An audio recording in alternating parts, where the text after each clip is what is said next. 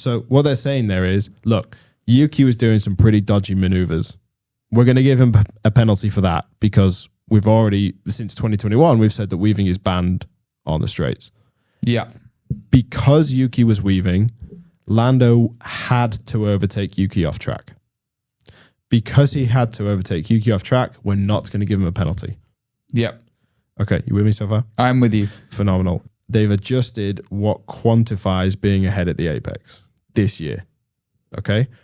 So you can no longer force a driver off track in an overtake. You are just entitled to that space or not entitled to that space. So think Leclerc and Russell in the Netherlands. Think Lawson and Sainz in the Netherlands, where Sainz is trying to go around the outside and he's forced off and they make contact and it's Sainz's fault because Lawson is ahead and therefore he's entitled to the apex of the corner and the exit of the corner. So that whole forcing somebody off doesn't exist anymore.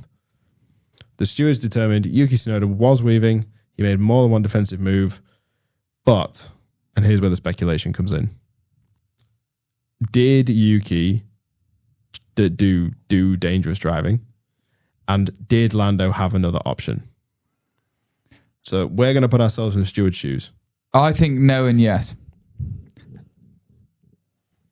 I don't think it's about speculating at all. I'm not even going to put the hat on. So the key point to me is you are allowed to break the toe. Yep. And you are allowed one defensive move. Yuki made two moves. One of them was to break the toe. Yep. And one of them was in defense. Also, as Yuki was moving to the left throughout the entirety of that straight. Yep. Because that's the inside of the corner or the next corner. Yep. If I'm in Lando's shoes, I know that he's going to go to the inside of the corner. Obviously, he's going left. So why... And he only made the defensive move, okay, the second movement, which also was going to the left. He was still behind at this point. It was not as if the move was done while Norris was alongside him. No, Norris had nothing next to next to Tsunoda's car at this point. Yeah. So there is absolutely no reason I can see that Norris should have chosen to go left. Yeah. So officially speaking, the stewards determined Yuki made 4 moves. But as you have said, he moves to the left. Left, right, break the toe. That's one move. He moves to the left and then he straightens. Yeah. That's being classed as 2 moves. Okay. Then he moves to the left again and then straightens. That's 2 more moves. Okay, fine. I view the first 3 of those as toe breaking. Well, I'll tell you, I mean, Max, Charles, George, Lewis, Fernando are all going right then. Said, look, George. Everybody's saying George. And I don't think he's going to roll over. And I think he might in a few races, beat him to it. Do you think he'll be more of what Piastri should have been last year? No, I think that's unfair on Piastri last year. I think Piastri was that for a lot of last year. Yeah, I mean, you and I said he should. I think everyone got out of the way in Monza. Everyone said, "Oh, he should win the year because he was however many points ahead halfway through." Yes, he shouldn't have got out of the way in Monza, right? But I think it will be. I don't think it will be. I think he will be surprising. Right. And I think he will have a few races. No. But I think he's going to have a few races where he will do very, very well. I actually think Mercedes could end up upsetting Kimi Antonelli. Purely because I don't think they'll let Kimi Antonelli do what Nico Rosberg did. And I think there's a chance he could end up getting a little bit bored at some point, and they are he could end up going to another team. Age, aren't they? I mean, I know George has been in the sport since 2018, but George isn't old. They're still mid-20s, right? Him and Max. Oh yeah, George has just been around for. And I know long Kimi's time. a teenager, but it's not Lewis and George. No. It's much closer in age than that. And George has patiently waited for his time. At Williams and then at Mercedes. And this year looks like it might well be his time, but will Kimi get out of the way when he's told to?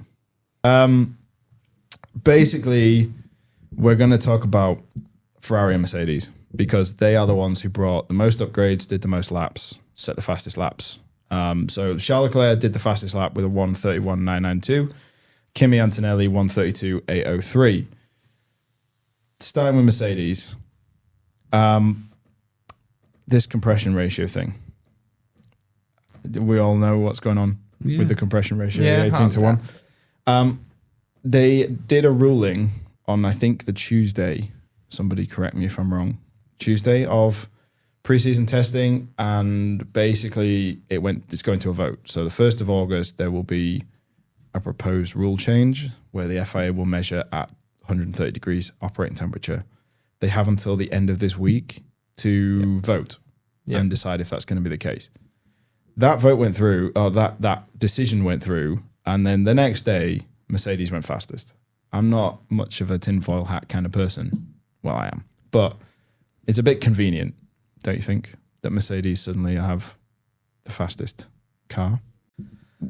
Well, now, are we talking about the oil burning, which Mercedes were also doing, or are we talking about the fuel sensor thing? Because I think he's talking about the fuel I'm sensor talking about the thing. fuel sensor mainly. Because you got done for both and got caught in mid-season, didn't you? Well, I'm with Tim on this one though. Like No, don't get me wrong. it's the FIA's job to measure, and actually, there's going to be a lot of this in this podcast. Of the technical regulations have been rewritten for this year. They've been loosened to allow Audi and Cadillac to come in, and there are areas of the new technical regs that have not been finished. I think that's fair to say, right? That colour on the wall. Yeah. Very grey. Yeah. Now, this one in particular about the 18-1 thing, they basically invited it. Have you seen the wording? Yeah. You know, So- it has to be 16-1 at room temperature. Yeah. Right. That's just inviting it. That's like, here's the door, walk right on through. To be honest, with how it's worded, I'm surprised. I am surprised every team just hadn't Yeah, exactly. like Feels weird done that what Mercedes they have did done. it. It feels really weird. Particularly like, this is right up Ferrari Street, right? Yeah, this is basically their wheelhouse, and they haven't done it, and they launched the first protest, which is super weird. I think it would. I can't remember if you guys touched on it though on one of your previous podcasts where you were saying at the end of the day these rules are wrote in French, translated to English. Yep. And there seems to be a very much more of the English-based teams Yep. are very good at getting through these rules. Yeah. Ferrari aren't great because Italians. They get caught all the time. However, when Ross Brawn was at Ferrari, he was fantastic at it. So there is a lot of that I think in there's a- there. I think I there's a think language you know. I thought that was a really, really good point. And yeah, so I'm all in favour from next season onwards for the rules to be wrote in Italian.